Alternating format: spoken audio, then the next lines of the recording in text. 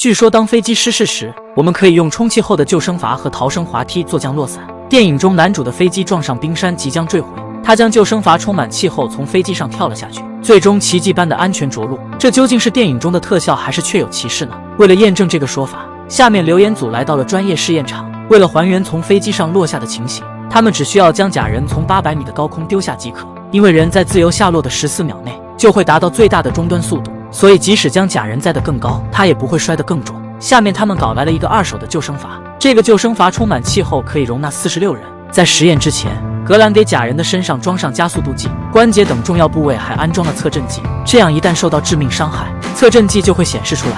接着他们把假人绑在救生筏的中央，并挂载在直升机上。而亚当对这次实验不抱什么希望，他认为假人稳稳地坐在救生筏里降落的可能性很小，大概率会像铜板一样旋转掉落。实验开始，直升机将假人拉到800米的高空，可刚到150米时，捆绑假人的绳索突然断裂了。毫无疑问，假人旋转着坠向地面。等到留言组发现时，他已经粉身碎骨，成为了一堆废铁。吸取上轮实验失败的教训，他们很快重新将救生筏吊在800米的高空。随着绳索被解开，救生筏上下翻转着掉落。我们的假人老兄还没落地就摔出了救生筏。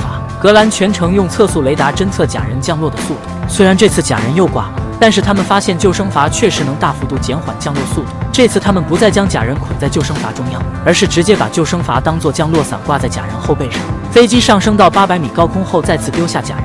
这次的坠落十分平稳，假人慢悠悠地坠落到地面。但凡事不能只看外表，通过检查假人身上的重力装置，他们得出结论：假人受到了严重伤害，但是不足以致命。遗憾的是，下辈子只能躺床上了。虽然充气救生筏有可能保住你的小命，但是人在飞机坠落时是几乎不可能完成这项装备的。那飞机上的逃生滑梯又能否使得假人安全着陆呢？在有了前几轮实验的经验，他们很快完成了逃生滑梯的装置。随着飞机将滑梯丢下，整个救生滑梯像树叶一样在空中漂浮。幸运的是，整个漂浮过程中滑梯没有翻转过来，这也意味着假人是躺在滑梯上坠落到地面的。这次假人连一根骨头也没有断，身上的重力装置也都没有损坏，完好无损地躺在滑梯内。看来逃生滑梯不仅能减缓降落速度，还能在落地的瞬间充当巨大的安全气囊。但现实中我们是不可能打开机舱进入滑梯的，因为逃生滑梯一旦充气就会脱离飞机，若是在机舱内充满气，就又无法推出舱门了。